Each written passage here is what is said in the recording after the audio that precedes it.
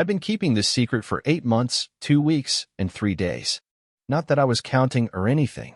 Every morning when Christopher texted me good morning, every lunch break when he'd save me a seat in the cafeteria, every Friday night when we'd binge-watch terrible movies on his couch, I'd perfected the art of being the perfect best friend while dying inside.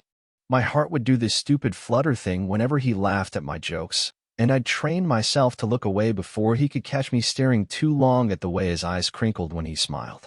So when he called me that Tuesday evening, voice unusually nervous, I figured he needed help with another presentation or wanted to complain about his boss again. "Hey, so I have this weird favor to ask," he said, and I could practically hear him pacing around his apartment. "You know my cousin Madison's wedding is next weekend, right? The one I've been dreading. Like if you've been here before, because what came next changed everything. Yeah, the fancy one upstate. You've only mentioned it about 50 times. I tried to keep my tone light, but something in his voice was making my stomach twist. Well, my mom's been on this whole kick about me bringing someone, and you know how my family gets about my love life. They're relentless." He paused, and I heard him take a deep breath. "So I was thinking, what if you came with me? Like, as my boyfriend? Fake boyfriend, obviously. Just for the weekend." The words hit me like a freight train. My phone nearly slipped from my suddenly sweaty palm, and I had to sit down on my kitchen counter because my legs felt like jelly. This was either the universe's cruelest joke or the answer to every prayer I'd never dared to whisper. "Evan? You still there?" "Yeah, I cleared my throat, trying to sound normal when my heart was literally trying to escape my chest. "I'm here. You want me to pretend to be your boyfriend? I know it's crazy, but you're the only person I trust enough to pull this off. Plus, it'll finally get them off my back about settling down. What do you say?" The words hung in the air between us, and I felt my throat go dry. Christopher was looking at me with those hopeful brown eyes, completely unaware that he'd just offered me everything I'd ever wanted wrapped in the cruelest possible package. I tried to keep my expression neutral, but my heart was hammering so hard I was sure he could hear it. "Your family doesn't know you're—" I started, then stopped, not sure how to finish the sentence. "Gay? Yeah, they know. Have for years." Christopher ran a hand through his dark hair, a nervous habit I'd noticed months ago. "But they think being gay means I'm destined to be alone forever, or that I'm just going through a phase. My mom keeps setting me up with her friends' sons, and my dad gives me these awkward pep talks about finding the right man to settle down with. It's exhausting." I never heard Christopher talk about his family this way before. In all our conversations, he'd always painted them as supportive and loving. This glimpse into his frustration revealed something vulnerable and raw that made my chest ache. "So bringing a fake boyfriend will prove what exactly?" I asked, trying to keep my voice steady. "That I'm capable of being in a relationship. That I'm not some tragic gay stereotype who'll die alone with 17 cats." He laughed, but there was no humor in it. "My cousin Madison is getting married, and it's going to be this huge family celebration. 3 days of everyone asking when I'm going to find someone special. I can't handle another weekend of pitying looks and unsolicited dating advice." I watched him pace around his living room, his hands gesturing as he talked. There was something almost desperate in his movements, like he'd been carrying this weight for a long time. I'd never seen Christopher anything but confident and easygoing. This anxious, vulnerable side of him was completely new to me, and it was drawing me in even deeper. "But why me?" I asked, though part of me was terrified of the answer. "Why not someone you've actually dated?" Christopher stopped pacing and looked at me directly. "Because I trust you. Because you know me better than anyone. And because—" He paused, seeming to search for the right words. "Because you're the only person I can be completely myself around. If I'm going to survive a weekend of family scrutiny, I need someone who actually likes me for who I am, not someone who's just playing a role." The irony wasn't lost on me. He wanted someone who wouldn't be playing a role, but he had no idea how real this would be for me. Every touch, every smile, every moment of pretend intimacy would be me living out my most secret fantasies while he remained completely oblivious. "Okay," I heard myself say before I could stop the word from leaving my mouth. "I'll do it." Christopher's entire face lit up with relief and gratitude. "Really? Evan, you're amazing. I owe you huge for this. What exactly would we need to do?" I asked, trying to sound practical even as my mind raced with possibilities. "Just be convincing. Hold hands, maybe dance at the reception, act like we're comfortable with each other. Nothing too dramatic, just enough to make it believable that we're together. He made it sound so simple, so casual. Just hold hands. Just dance. Just pretend to be in love with the person I was actually in love with. What could possibly go wrong? We should practice, Christopher said the next evening, scrolling through his phone as we sat on his couch. I found some music that might work for dancing. My stomach dropped. Practice? Yeah, so we look convincing. He glanced up at me with that easy smile that made my chest tight. I mean, we can't just show up and stumble around the dance floor like strangers, right? My family would see right through that. The rational part of my brain knew he was right. The part that was desperately trying to protect what remained of my sanity screamed in protest. But before I could think of a reasonable excuse, Christopher was already moving his coffee table aside, clearing space in the middle of his living room. Come on, he said, extending his hand toward me. It's just dancing. Just dancing. Right. I took his hand, trying to ignore the way my pulse quickened at the contact. His fingers were warm and slightly rough from his weekend rock climbing hobby, and I found myself memorizing every detail of how they felt against mine. He pulled me to my feet and closer to him than I'd ever been before. The soft music he'd chosen filled the small space between us, something slow and romantic that made this feel less like practice and more like the real thing I'd been dreaming about for months. Okay, so. Christopher's voice was quieter now, almost uncertain. I guess I put my hands here. His palms settled on my waist, and I had to concentrate on breathing normally. And you? Arms around your neck, I managed, though my voice came out rougher than intended. When I lifted my arms and rested them on his shoulders, our faces were suddenly inches apart. I could see the flecks of gold in his brown eyes, could smell his cologne mixed with something that was purely him. We started moving slowly, just swaying really, finding a rhythm that worked. Christopher was surprisingly good at this, leading us in small circles around his living room like we'd done this 1,000 times before. But there was something in his expression I couldn't quite read, a tension that matched my own. This feels weird, he said after a few minutes, though he didn't pull away. Bad weird? I asked, terrified of his answer. No, just different. His hand shifted slightly on my waist, thumbs brushing against my hip bones in a way that made my knees weak. I've never danced with a guy before. How does it compare? The question slipped out before I could stop myself. Christopher was quiet for a moment, his eyes searching mine. It's easier somehow. Like I don't have to worry about stepping on your feet or leading too much. You just follow. We kept swaying, and I tried to memorize everything about this moment. The way his hair fell across his forehead.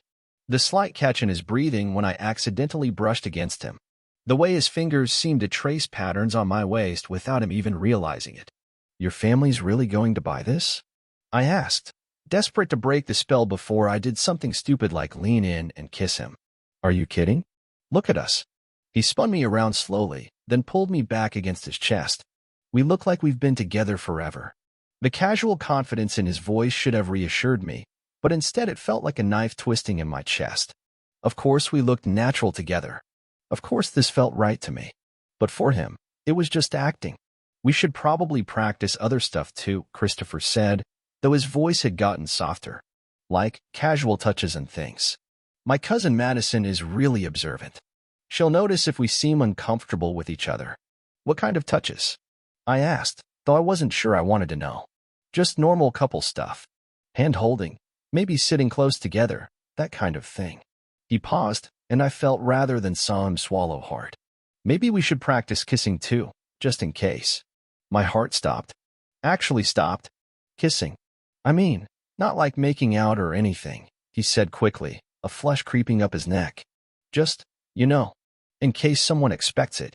We should probably know what it's like so we don't freeze up. I stared at him, trying to process what he was suggesting. Practice kissing. With Christopher. The person I'd been fantasizing about kissing for months.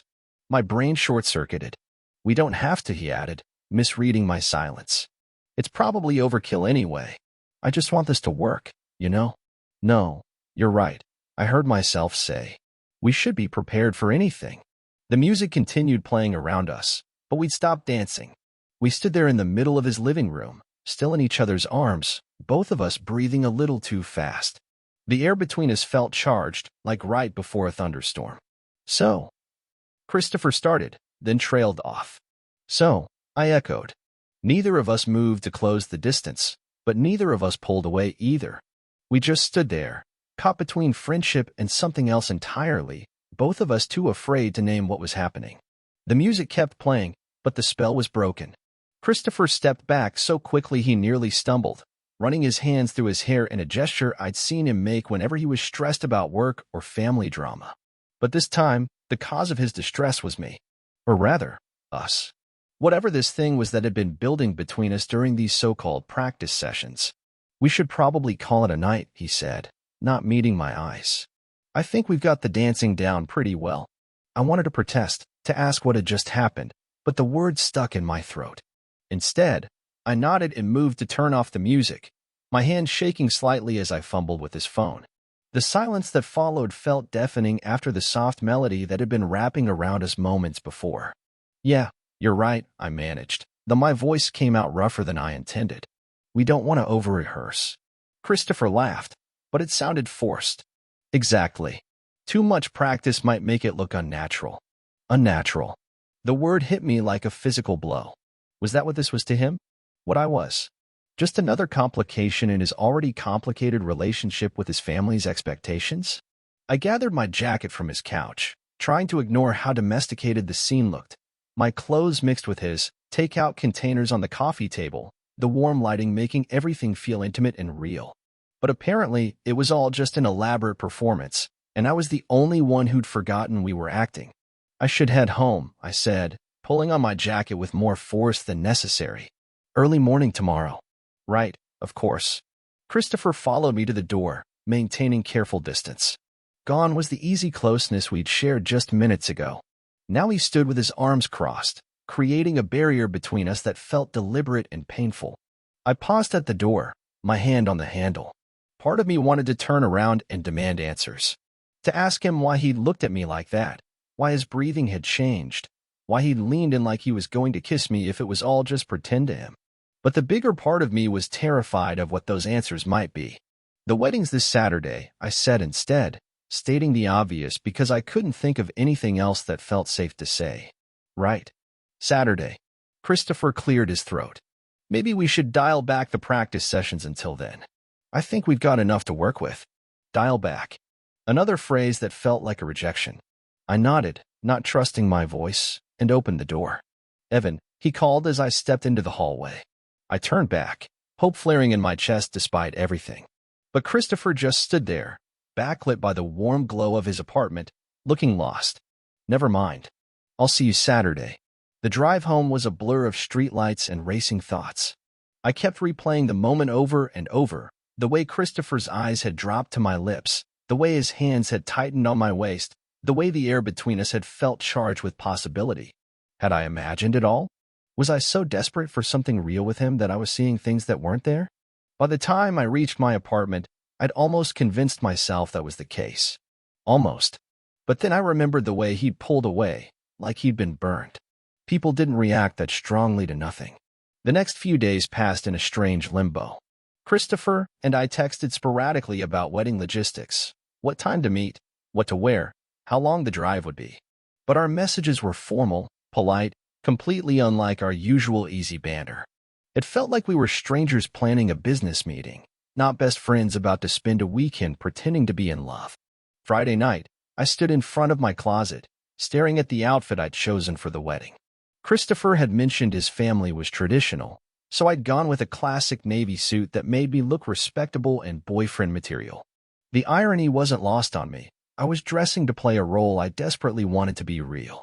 My phone buzzed with a text from Christopher, picking you up at 9 a.m. Wedding's at 2, so we'll have time to check in and get ready. I typed back, sounds good. See you then.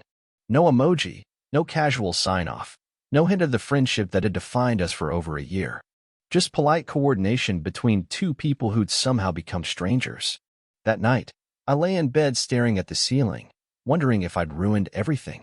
Maybe Christopher had sensed my feelings and was trying to create distance before things got too complicated. Maybe he regretted asking me to be his fake boyfriend in the first place. Maybe Sunday night, after we returned from the wedding, He'd gradually fade from my life, and I'd lose not just the chance at something more, but the friendship that had become so important to me. Saturday morning arrived gray and drizzly, matching my mood perfectly. I waited by my window, watching for Christopher's car, my stomach churning with nerves. When he pulled up, I grabbed my overnight bag and hurried downstairs, not wanting to prolong the awkwardness. "Hey," he said as I got in, his smile polite but distant. "Hey," I replied, buckling my seatbelt and staring straight ahead. As we drove toward what was supposed to be our romantic weekend charade, the silence between us felt heavier than ever. Whatever had almost happened in his living room had changed everything, and I couldn't shake the feeling that by the time we returned, nothing would ever be the same. The wedding venue was everything Christopher had warned me about, an ostentatious display of wealth that screamed old money and older traditions. Crystal chandeliers hung from soaring ceilings, and every surface seemed to gleam with gold accents. As we walked into the reception hall, Christopher's hand found mine with practiced ease, but I could feel the tension radiating from his body despite his perfect smile. There they are. A woman in an elaborate navy dress swept toward us, her arms outstretched. This had to be Christopher's Aunt Patricia, the family matriarch he'd mentioned with barely concealed dread. "Christopher, darling, you look absolutely handsome. And this must be Evan." Christopher's grip on my hand tightened almost imperceptibly. "Aunt Patricia, yes, this is Evan. Evan, my Aunt Patricia. Such a pleasure to meet you," she gushed, looking me up and down with the kind of scrutiny that made my skin crawl. "We've heard so much about you. Tell me, how long have you two been together?" "About 8 months," Christopher replied smoothly, the lie rolling off his tongue like he'd practiced it 1,000 times. Maybe he had. We wanted to be sure before introducing him to the family. The next hour passed in a blur of introductions and careful performances. Christopher was masterful at it, charming his cousins, deflecting his grandmother's pointed questions about marriage, laughing at his uncle's terrible jokes. His hand never left mine, and he played the part of the devoted boyfriend with Oscar-worthy precision. But I could see the cracks in his facade. The way his smile never quite reached his eyes. How his shoulders remained rigid despite his casual posture. The mechanical way he touched me, nothing like the gentle, unconscious intimacy we'd shared during our practice sessions.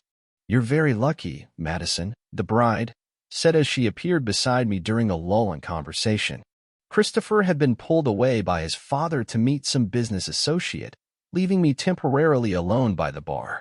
"He looks at you like you hung the moon." My stomach dropped. "I'm sorry." She laughed, radiant in her wedding dress, champagne making her eyes sparkle. "Christopher, the way he looks at you when he thinks no one's watching. I've never seen him like this with anyone. Sarah certainly never made him light up the way you do." Sarah must have been an ex-girlfriend. I felt like I was drowning. "I don't know what you mean." "Oh, come on," Madison said, nudging me gently. "It's so obvious you're both completely gone for each other.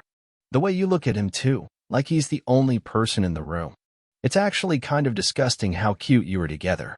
Her words hit me like a physical blow. If it was that obvious to her, a virtual stranger, then what did that say about how poorly I was hiding my feelings? And what did she mean about the way Christopher looked at me? I wanted to ask, but she was already being whisked away by her new mother-in-law for more photos. I watched Christopher across the room, saw him throw his head back and laugh at something his cousin was saying. But even from a distance, I could see the performance of it. The Christopher I knew, the one who laughed at bad movies and got excited about new coffee shops, was nowhere to be found. During dinner, he kept up the charade flawlessly. His hand rested on my thigh under the table. He leaned in to whisper meaningless comments in my ear. He even fed me a bite of his dessert when his grandmother was watching. But every touch felt hollow, every gesture calculated. "You're doing great," he murmured during one of these manufactured intimate moments, his lips close to my ear. "They're completely buying it." The words should have reassured me, but instead they felt like a knife twisting in my chest. This was all just a performance to him. Whatever I'd thought I'd seen in those moments before he pulled away, whatever Madison thought she'd observed, it was all in my head. As the evening wore on, I found myself studying the other couples at the wedding. The way the bride's parents still held hands after 30 years of marriage. How the best man's boyfriend kept stealing glances at him like he couldn't quite believe his luck. The unconscious intimacy of people who were genuinely in love. That's when it hit me with devastating clarity. I couldn't keep doing this. I couldn't keep pretending that this charade wasn't slowly killing me from the inside. I couldn't keep touching him and being touched by him when every moment was a lie. I couldn't keep hiding behind the safety of fake when everything inside me was screaming that my feelings were real. Madison was right about one thing. I was completely gone for him. But unlike her romantic assessment of the situation, my love was unrequited, and continuing this pretense was only making it worse. I needed to tell him the truth, not because I expected anything to change, but because I couldn't survive another day of this beautiful torture. I watched him charm another relative, saw him flash that perfect smile that never quite reached his eyes anymore, and made my decision. After tonight, after we'd gotten through this wedding, I was going to tell Christopher everything. Our friendship might not survive it, but my sanity definitely wouldn't survive more of this. The reception was winding down, guests slowly trickling out into the warm evening air. I'd been watching Christopher all night, noting how his performance had become increasingly strained as the hours passed. When I finally spotted him slipping out through the hotel's glass doors onto the balcony, I knew this was my moment. I found him leaning against the railing, his bow tie undone and hanging loose around his neck, jacket draped over the back of a chair. The setting sun painted everything in shades of gold and amber, but Christopher looked lost in thought, almost melancholy against the beautiful backdrop. "Mind if I join you?" I asked softly, not wanting to startle him. He glanced over his shoulder, offering me a tired smile that seemed more genuine than anything I'd seen from him all evening. "Please. I was just thinking about what a mess this whole thing has become." My heart started racing. "What do you mean?" Christopher ran a hand through his hair, messing up the careful styling from earlier. "This whole charade. The pretending. I thought it would be simple, you know? Just get through one weekend, keep my family happy, and then go back to normal." He laughed, but there was no humor in it. "Turns out normal isn't something I can go back to." I stepped closer, my palms sweating despite the evening breeze. "Christopher, I need to tell you something." He turned to face me fully, and I could see something vulnerable in his expression, like he was bracing himself for impact. Yeah, the words I'd been rehearsing all evening suddenly felt inadequate. How do you tell your best friend that every touch, every smile, every moment of pretending has been the most real thing you've ever experienced? "This whole weekend, this fake relationship thing," I began, my voice barely above a whisper. "It hasn't felt fake to me. Not even for a second." Christopher's eyes widened, but he didn't pull away. "I've been in love with you for months," I continued, the words tumbling out now that I'd started. "Maybe longer. When you asked me to be your fake boyfriend, it was like being handed everything I wanted and knowing I could never really have it. Every time you touched me, every time we danced, every time you looked at me like I mattered, it was killing me because I knew you were just acting." Christopher was staring at me now, his lips slightly parted, and I couldn't read his expression. "I'm sorry," I rushed on. "I know this ruins everything. I know you probably think I'm a terrible friend for not telling you sooner, but I couldn't keep pretending that pretending was enough for me." For a long moment, Christopher didn't respond. Then, slowly, he reached out and took my hand. "Evan," he said quietly, his thumb tracing circles on my palm. "What if I told you that being with you this weekend has felt more natural than any relationship I've ever had with anyone?" My breath caught. "What?" "I've been questioning everything," he admitted, his voice shaking slightly. "My sexuality, my feelings, what I want. Those practice sessions we did? The way it felt when you were in my arms? I've never felt that with anyone before, and it terrified me." "Christopher." I pulled away because I was scared, he continued. Scared of ruining our friendship, scared of what it meant about me, scared of everything. But watching you tonight, seeing you help me through this whole family drama, I realized something. He stepped closer, our joined hands the only thing between us. I realized I've been falling for my best friend, and I was too afraid to admit it. The silence stretched between us, electric with possibility. Christopher's confession hung in the air like a promise, and I felt my heart hammering against my ribs as he stepped even closer. "I've been such an idiot," he whispered, his free hand coming up to cup my face. "All those practice sessions, all those moments when I told myself I was just being a good friend. But every time I touched you, every time we were close, it felt like coming home." His thumb brushed across my cheek, and I leaned into the touch, hardly daring to believe this was real. "Chris." "I know we're scared," he said, his voice barely audible over the distant music from the reception. "I know this changes everything. but I can't pretend anymore that this is just friendship. What I feel for you, it's bigger than anything I've ever experienced." I searched his eyes, seeing the same vulnerability I'd been carrying for months reflected back at me. "So what do we do now?" Instead of answering with words, he leaned in, closing the distance between us. Our lips met softly, tentatively at first, then with growing certainty. This wasn't practice or pretense. This was real, honest, everything I'd dreamed of but never dared hope for. When we finally broke apart, both breathing hard, Christopher rested his forehead against mine. "We figure it out together," he said. "No more fake dating. No more pretending. Just us, being honest about what we want." "And what do you want?" I asked, though I thought I knew the answer. He smiled, the first genuine smile I'd seen from him all weekend. "You. I want you, Evan. For real this time."